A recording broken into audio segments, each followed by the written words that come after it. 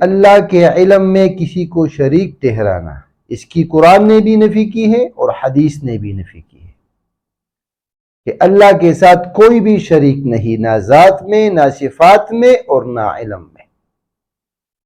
اس وجہ سے اللہ رب العالمین سورۃ الانعام آیت نمبر 59 میں فرماتے ہیں وَعِندَهُ مَفَاتِيحُ الْغَيْبِ، اور اللہ کے پاس غیب کی کنجیاں ہیں، لا يعلمها الا ہوا، نہیں جانتا مگر وہی اللہ۔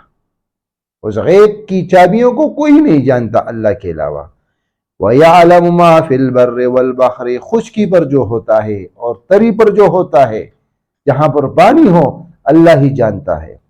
وَمَا تَسْقُطُ مِنْ وَرَقَةٍ، اور کوئی پتا نہیں گرتا الا يعلمها، مگر اللہ رب العالمین اس کو خوب جانتا ہے۔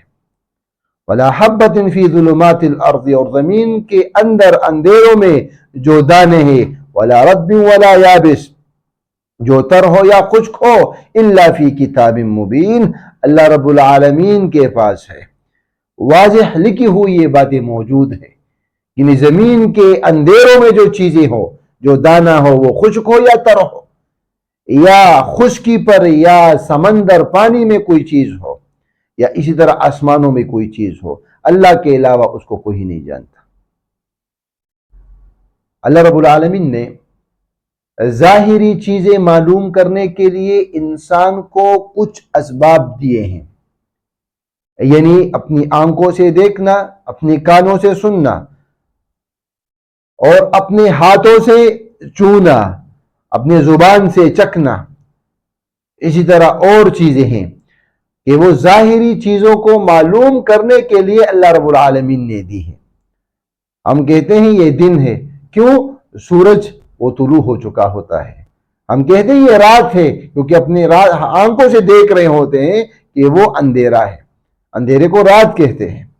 اس وجہ سے اگر ہم کسی کو چیز کو ہاتھ لگائے وہ نرم ہو تو ہم کہتے ہیں یہ چیز نرم ہے۔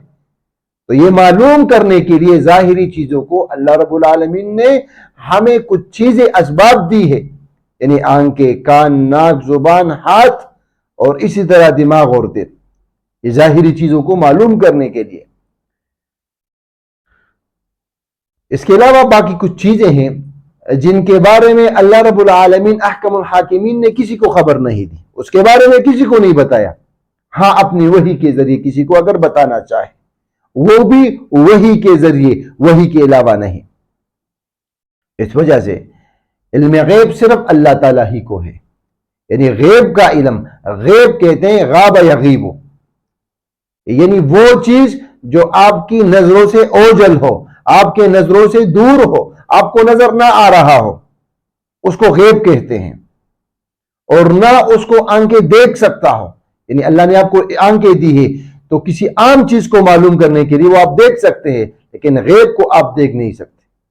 تو غیب کا علم صرف اللہ ہی کو ہے، کیونکہ اللہ نے آپ کو وہ استطاعت دی ہی نہیں، اور یہ چابیاں اور یہ اختیار اللہ نے اپنے پاس رکھی ہے، نہ اللہ نے کسی انسان کو دی، نہ کسی مقرب بندے کو دی، اور نہ کسی مقرب ملائکہ کو دی کہ وہ اس کے ذریعے سے غیب کا علم معلوم کرے اپنی مرضی سے۔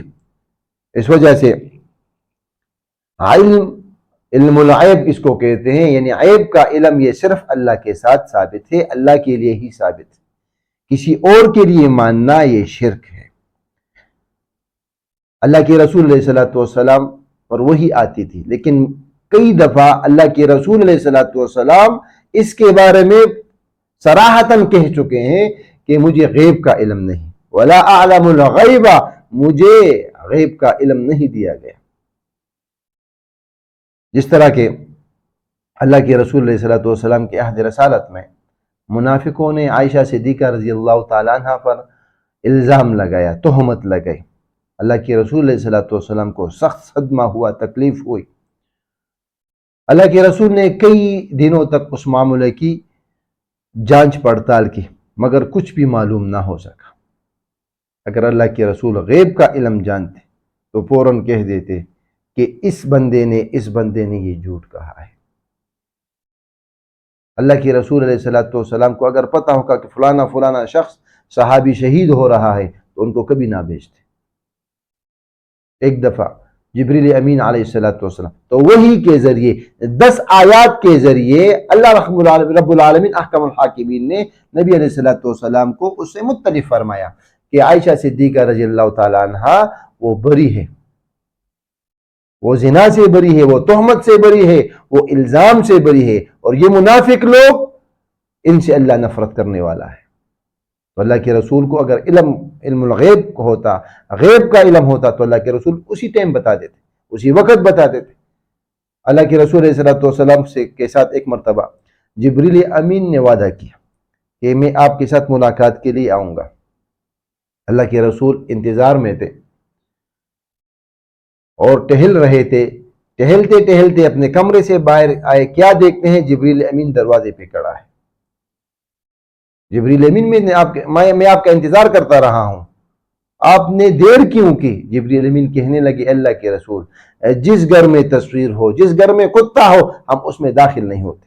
رحمت والے ملائک وہ داخل نہیں ہوتے اس گھر میں جس میں کتے ہوں۔ اکثر لوگ چوکیاں یہ پال لیتے، ان سے اپنے آپ کو بچانا چاہیے۔ تو اگر اللہ کے رسول علیہ السلام کو پتا ہوتا کہ میرے چارپائی کے نیچے کتا ہے، تو اللہ کے رسول علیہ السلام کبھی بھی وہ اسی وقت اس کو بھگا دیتے، کیونکہ جبریل امین علیہ السلام کے ساتھ اس کی بڑی لگاؤ تھی۔ ایک دفعہ اللہ کے رسول علیہ السلام نے جبریل امین کو کہا، اے جبریل امین، تم بار بار کیوں نہیں آتے؟ میرا دل آپ کے ساتھ لگا رہتا ہے۔ تو اسی جبریل امین کا انتظار کرتے رہے، اس کو یہ بھی نہیں پتا تھا کہ میرے چارپائی کے نیچے کیا ہے۔ تو علم الغیب صرف اللہ کے لیے ثابت ہے، نہ کسی نبی کے لیے، نہ کسی ولی کے لیے، نہ کسی مقرب بندے کے لیے، نہ کسی ملائکہ کے، نہ انس و جنس کے لیے، شجر و حجر کے لیے، کسی کے لیے بھی نہیں ثابت۔ اس وجہ سے اللہ رب العالمین نے وَعِنْدَهُ مَفَاتِحُ الْغَيْبِ لَا يَعْلَمُهَا إِلَّا هُوَ۔ اب اگر کوئی شخص غیب کے جاننے کا دعویٰ کرے تو اس کا عنوان بھی باندھا ہے علم غیب کا مدعی جھوٹا۔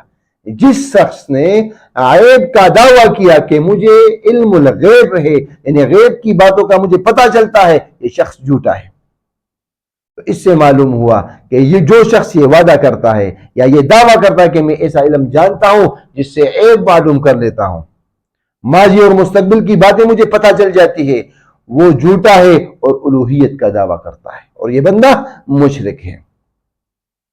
اسی طرح اگر یہی شخص کسی ولی کے بارے میں، نبی کے بارے میں، رسول کے بارے میں، فرشتے کے بارے میں، امام یا بزرگ یا پیر و شہید یا نجومی یا رمال و جفار کے بارے میں یہ کرے تو یہ بندہ مشرک ہے۔ اللہ کے رسول علیہ السلام نے کہا من اتا کاہنا فصدقہ بما یقول، جو شخص کسی کاہن کے پاس آیا اور اس کے کہے ہوئے بات پر تصدیق کی، فکفر بما انزل علی محمد، اس نے کفر کیا اس چیز پر جو محمد رسول اللہ صلی اللہ علیہ وسلم لے کے آیا ہوں، یعنی قرآن پر، وحی پر، میری رسالت پر، میری نبوت پر اس نے کفر کیا۔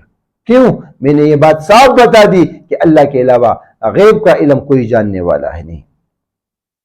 تو اکثر راستوں میں یہ لوگ بیٹھے رہتے ہیں، نجومی حضرات، کاہن حضرات، یہ بیٹھے ہوتے ہیں، لوگوں کے ہاتھ دیکھتے ہیں، اپنے حال کا پتہ نہیں ہوتا کہ فٹ پاتھ پہ بیٹھے ہوتے ہیں اور 50 روپے، 100 روپے، 200، 300 روپے کے لیے وہ آپ کی قسمت بتاتے کہ آپ کے پاس مال آنے والا ہے۔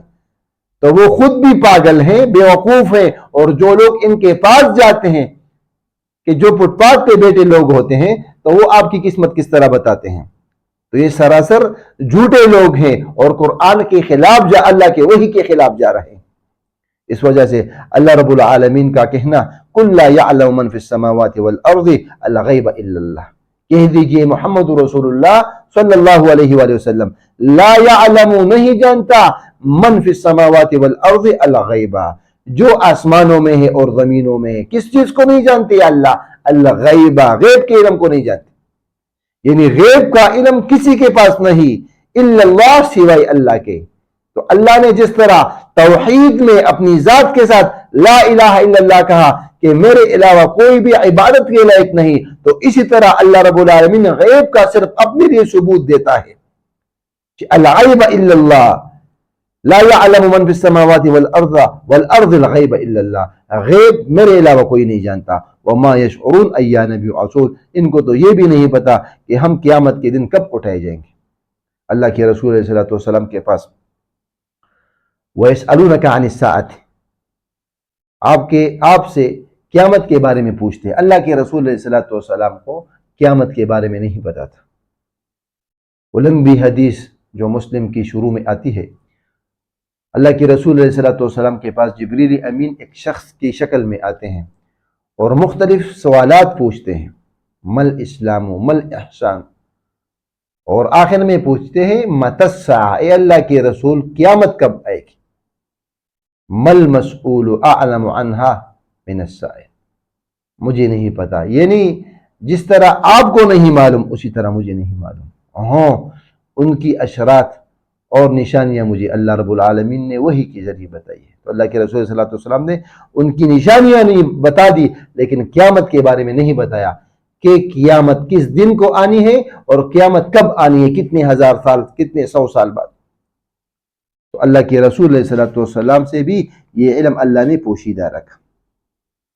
تو اس وجہ سے قرآن کریم میں اللہ رب العالمین جس طرح اپنی توحید پر عبادت کے لیے، یعنی اپنے لیے عبادت ثابت کرتے ہیں، اسی طرح اللہ رب العالمین علم الغیب اپنے لیے ہی ثابت کرتا ہے۔ جو شخص غیب کی باتیں آپ کو بتا رہا ہے وہ شخص جھوٹا ہے۔ کیوں؟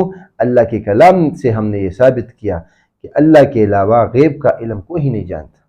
تو ہمیں بھی چاہیے کہ غیب کا علم اللہ ہی کی سپرد کرے اور اپنے لیے دعا کرے کہ اللہ ہمارا خاتمہ اچھا ہو، ہمیں جنت ملے، ہم جہنم کی آگ سے بچے، ہم قبر کے عذاب سے بچے۔ تو جو شخص کسی نبی کے بارے میں اپنے بارے میں دعویٰ کرے کہ مجھے غیب کا علم ہے، تو آپ لوگوں کو یہ بات سمجھنی چاہیے کہ قرآن کی واضح آیات کی روح سے یہ شخص جھوٹا ہے۔ اور جو شخص، جو عالم، جو مفتی، جو علامہ، جو پیر و مرشد آپ کو یہ بتائے کہ فلانا بندہ، کہ فلانا نبی، فلانا شخص، فلانا امام یا پیر یا مرشد، جس طرح شیخ عبد القادر جیلانی رحمہ اللہ اور اس کے علاوہ بہت سے بزرگوں کے بارے میں لوگوں کا یہ عقیدہ کہ وہ غیب کا علم جانتے تھے، تو یہ آپ کو جان لینا چاہیے کہ قرآن کی آیات کی واضح آیات کی روح سے یہ شخص جھوٹ بول رہا ہے، اور نسبت اس بات کی طرف کسی شخص کی طرف کر رہا ہے وہ بھی جھوٹی ہے۔ تو عیب کا علم صرف اللہ کے پاس ہے، ہمیں عیب کا علم اللہ کے سپرد کرنا چاہیے اور اپنے لیے غیب کی چیزوں کی دعا کرنی چاہیے کہ اللہ ہم سے جو چیزیں غیب ہے، نہیں سمجھ آ رہی، اس میں ہمارا خاتمہ ہے، اس میں قیامت کے دن ہے، جنت و جہنم ہے، محشر ہے، اور اس طرح قبر کے عذاب ہے اور نعمتیں ہیں، کہ اللہ ہمارا خاتمہ ٹھیک ہو، قبر ہماری ٹھیک ہو اور جنت ہمیں ملے، جہنم کے عذاب سے ہم دور رہے۔ اقول قولی ھذا استغفر اللہ لی ولکم ولسائر المسلمین۔